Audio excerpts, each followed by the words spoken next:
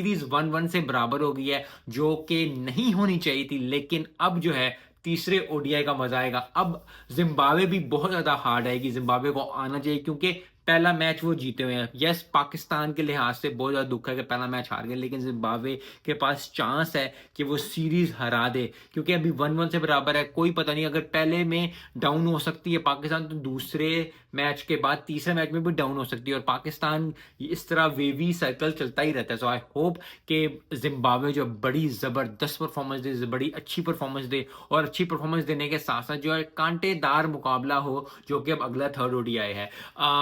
पाकिस्तान की बात करते हैं, अगर पाकिस्तान को स्ट्रॉन्गर सेंस में करना है तो ये मैच भी वो 10 विकेटों से जीते हैं, लेकिन बॉलिंग भी अच्छी हुई, बैटिंग भी अच्छी हुई, तो दोनों ही चीजें अच्छी हुई, और फील्डिंग ऑन एंड ऑफ उसका रहती है, लेकिन ओवरऑल पाकिस्तान ने अच्छी एक रिजवान ने कप्तानी की, बैटिंग अच्छी की, बॉलिंग अच्छी